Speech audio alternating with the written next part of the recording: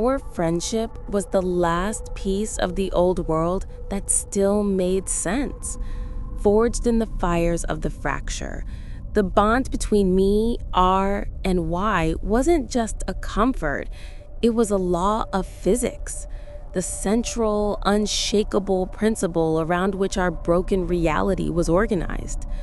R was our strength, the charismatic older brother who could find a joke in the ruins and the workable engine in a rusted-out car.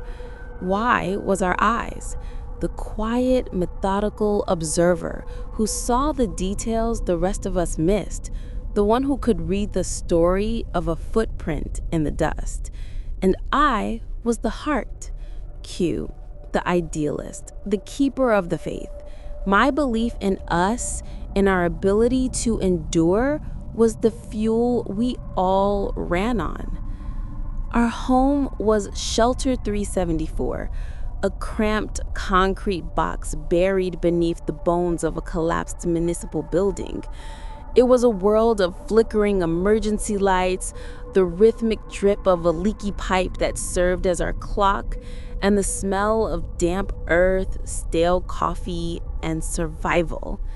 We had made it a home. We had a map of the surrounding dead city on one wall, marked with R's bold X's for danger and Y's neat circles for potential resources. On the other wall, we had a single faded photograph we'd salvaged, the three of us as skinny, grinning kids, arms slung around each other, years before the sky fell. That picture was my scripture. It was proof that us was a real and powerful thing. The inciting incident was, as always, a matter of dwindling supplies. Our canned goods were running low and the water filter was sputtering. R, ever the leader, announced he was going on a solo run. He was aiming for the old commercial district, further than any of us had gone before. A 2-day trip. It was necessary, and he was the best one for the job. We all knew that. "Don't worry," he'd said, flashing that confident grin as he cinched his pack. "I'll be back before you two have time to miss my stunning good looks." I laughed and clapped him on the shoulder. "Just be careful. We need you." Y said nothing, just handed R a freshly sharpened knife, his gaze lingering for a moment on R's face, as if trying to memorize it. My idealism saw a necessary risk, a heroic chapter in our story. Y's quiet logic saw a variable being introduced into our controlled, fragile system. We watched him disappear up the ladder and out the maintenance hatch into the gray, silent world. For the next 48 hours, the shelter felt colder, emptier. The dripping pipes sounded like a time bomb. R's return was a wave of pure relief that washed the anxiety from the shelter. He was grinning, his pack heavy with canned food, water purification tablets, and a roll of copper wire Y had been hoping to find for months. He even produced a dusty, sealed bar of chocolate, a treasure from a forgotten age. For that first evening, everything was perfect. We were whole again. R told us stories of his trip, of narrowly avoiding a collapsed overpass, of finding the pristine stash in a sealed basement. I hung on every word, my faith reaffirmed. We were survivors. We were invincible. But the next day, the tiny, dissonant notes began to sound. R, who could never sit still, spent the entire morning meticulously organizing the new supplies, a task he usually left to Y with a wave of his hand. It was efficient, yes, but it wasn't R. I chalked it up to him being exhausted from the trip, his mind still in survival mode. Later, I was trying to fix our portable radio, a frustrating, thankless task. R walked over, glanced at the mess of wires for no more than a second, and said, The green wire's frayed. It's shorting the capacitor. He was right. I stared at him, stunned. The real R's understanding of electronics began and ended with hitting them until they worked. Wow, I said. Where'd you learn that? He just shrugged, that familiar grin not quite reaching his eyes. Lucky guess. Y noticed it too. I saw him watching R from across the room. That evening, to celebrate the new supplies, I was recounting the story of how the three of us had escaped the city during the fracture, a foundational myth we all knew by heart. And remember, I said, looking at R, when you hotwired that postal van, you said you felt like a hero in some cheap action movie. R chuckled, but it was hollow. Of course I remember. It was a Monday, clear skies. I felt a cold knot formed in my stomach. It had been a Friday, and it had been pouring rain. I knew this as surely as I knew my own name. It was the single most important day of our lives. I glanced at Y. His face was pale, his expression unreadable. I dismissed it, a slip of the tongue. Trauma plays tricks on the memory. My idealism scrambled for purchase, for any explanation that would keep our world from tilting on its axis. R was just tired. He was stressed. It was nothing. But the dissonant notes were starting to form a quiet, terrifying chord. The chord became a shriek a week later. A section of the ceiling in the adjoining storage tunnel had collapsed, blocking a secondary air vent. The air in the shelter was growing thick and stale. It was a serious problem. The debris consisted of several tons of concrete and twisted rebar, far too much for the three of us to move with our pry bars. We'll have to find another way through, UI said, his voice flat as he studied the impassable wall of rubble. Maybe from the surface. Too risky, I countered. The whole area is unstable. We were debating, trying to find a logical solution, when R stepped forward. He placed his hands on a massive, tilted slab of concrete that was wedged against a steel support shelf. Just move this, he said, his voice casual. R, that's impossible, I started to say. It must weigh. He didn't answer. He just braced himself, his muscles tensing under his worn shirt. And then he lifted. There was no grunt of effort, no straining. He just straightened his legs, and the tons of metal and debris shifted, rising silently into the air, as if it were made of styrofoam. He held the shelf aloft, the tangled mass of concrete and steel balanced perfectly, and turned to look at us. The silence that followed was absolute, broken only by the steady drip, drip, drip of the pipe. UI's face was a mask of pure, vindicated horror. He had been right. And I, in that moment, felt the floor of my reality, the bedrock of my faith in my friend, crumble into dust. The man holding that impossible weight was not R. My best friend was gone, and this thing, this terrifyingly strong, flawlessly disguised thing had taken his place. The monster we had always feared was not outside the shelter. It had been living with us, eating with us, sleeping a few feet away from us for a week. Time seemed to splinter. The thing wearing R's face held the shelf aloft, its head tilted with an unnerving, analytical curiosity. Y was a statue carved from fear, his back pressed against the wall. The triumphant, possessive grin on R's face dissolved, replaced by a placid mask, slowly with the control that was far more terrifying than the feat of strength itself. It lowered the tons of metal and debris to the floor. The impact was a soft, muffled thud that echoed the final beat of the world I used to know. My idealism shattered in that moment, leaving behind only the cold, sharp edges of reality. Q, it said, and the voice was so perfectly ours that part of my brain screamed in denial.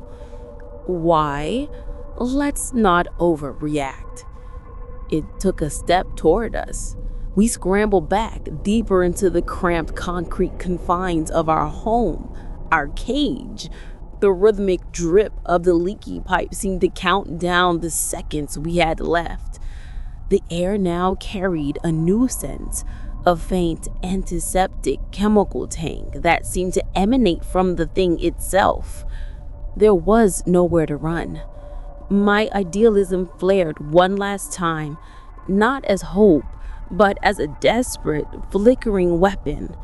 I had to reach the real R or prove beyond a shadow of a doubt that he was gone.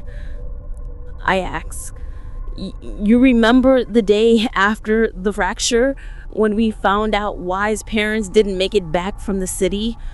The thing stopped. It cocked its head, processing. Y looked at me, his eyes wide with terror and understanding. It was our worst memory.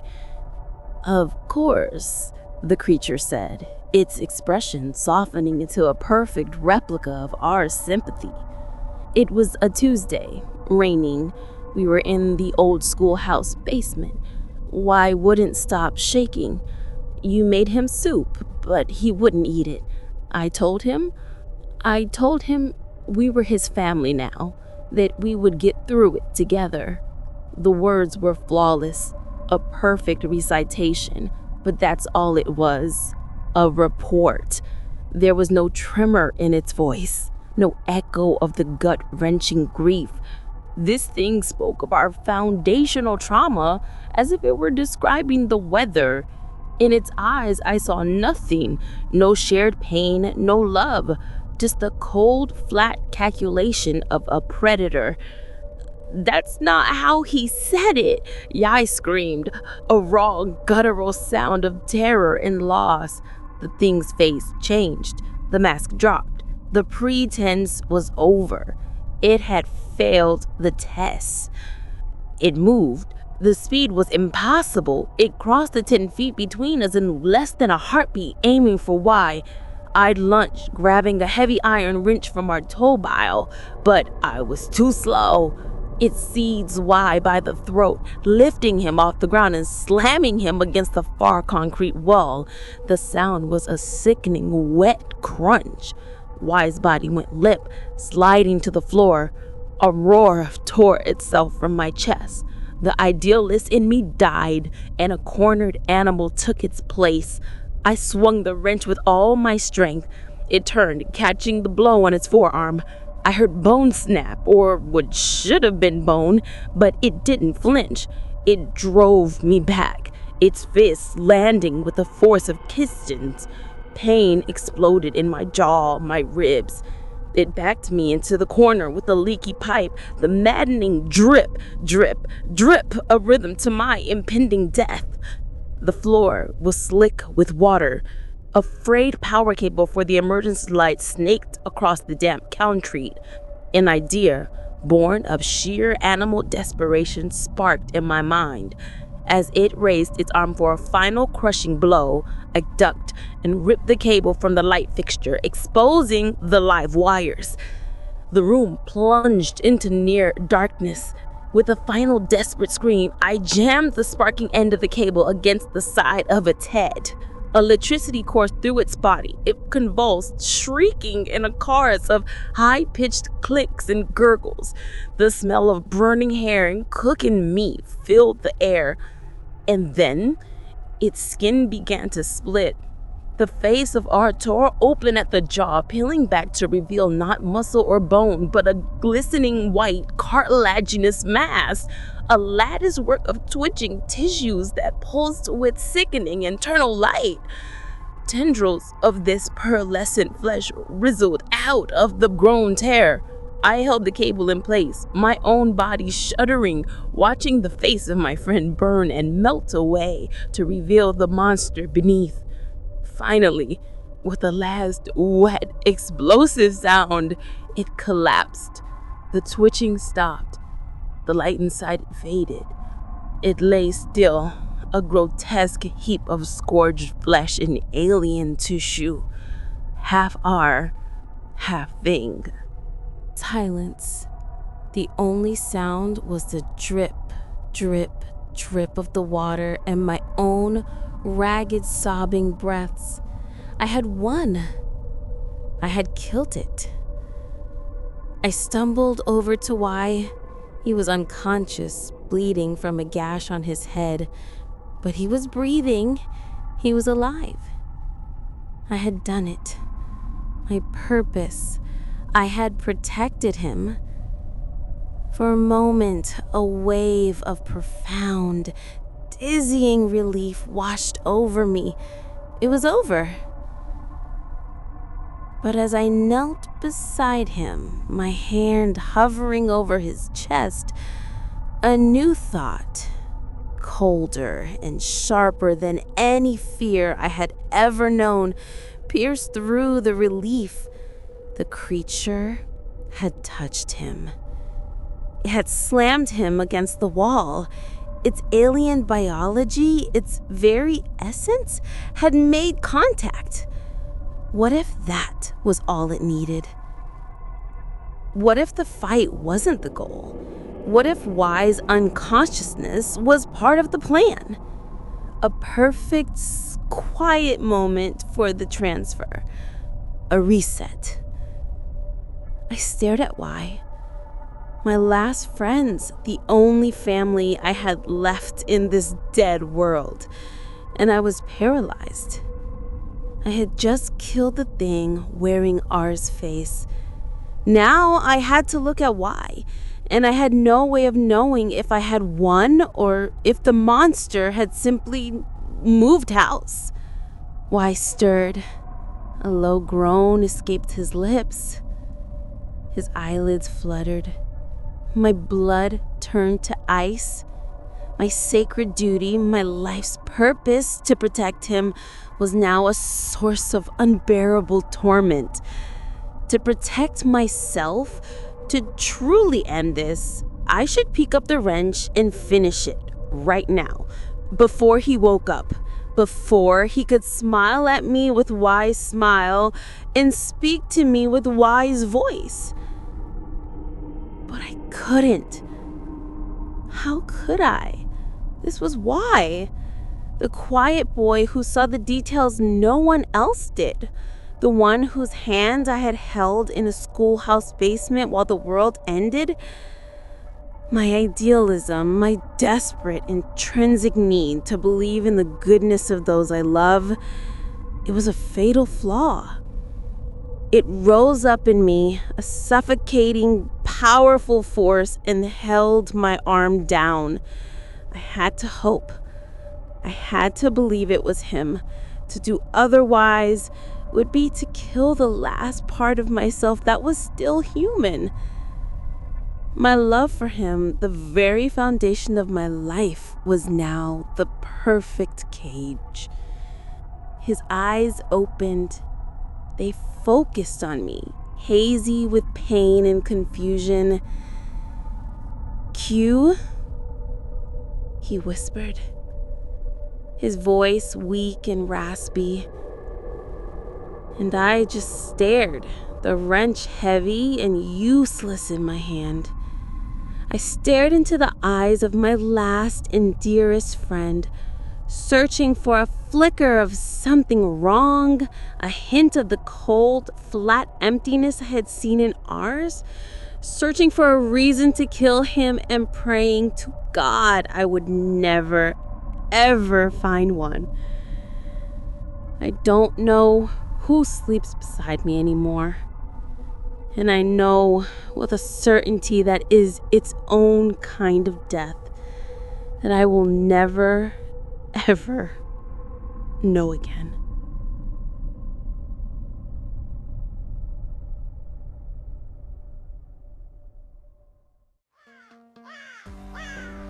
Thank you so much for watching or listening. The things that go bump in the night are hungry for attention. By liking and subscribing, you're telling me you want more. You're helping me bring even more chilling tales and terrifying content to life.